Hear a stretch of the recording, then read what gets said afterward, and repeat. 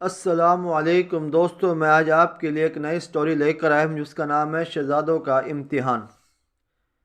میر پور خاص وہ بہت نیک دل اور رعایا کا خیال رکھنے والا بادشاہ تھا۔ اس کے دو شہزادے عبید اور عزیز تھے۔ عبید عمر میں تو بڑا تھا مگر عقل اور سمجھداری میں عزیز سے کم تھا۔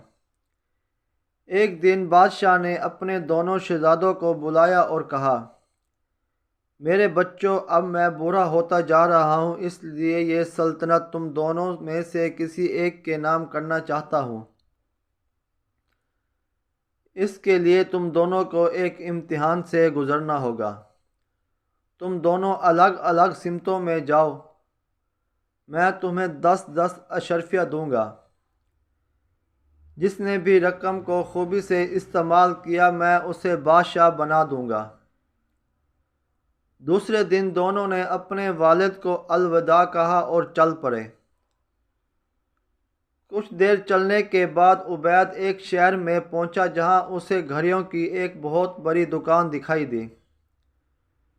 کافی دیر بعد اسے ایک سونے کی گھڑی پسند آئی اور اس نے وہ لے لی۔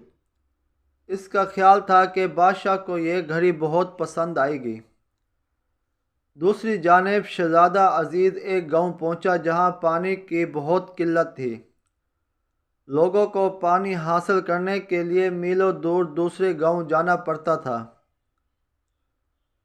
اس نے ان اشرفیوں سے وہاں کنواں کھدوا دیا اور پانی کا مسئلہ ہمیشہ کے لیے حل کر دیا۔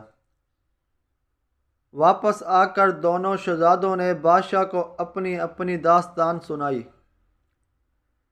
بادشاہ نے عزیز سے کہا، مجھے تم پر فخر ہے کہ تم نے رعایا کی پریشانی دور کر دی، جبکہ عبید نے اپنے لیے وقتی خوشی حاصل کی۔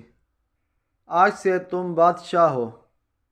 شکریہ۔ اگر آپ کو ہماری یہ سٹوری اچھی لگی ہے تو اس کو لائک کریں، شیئر کریں اور سبسکرائب کریں۔ اللہ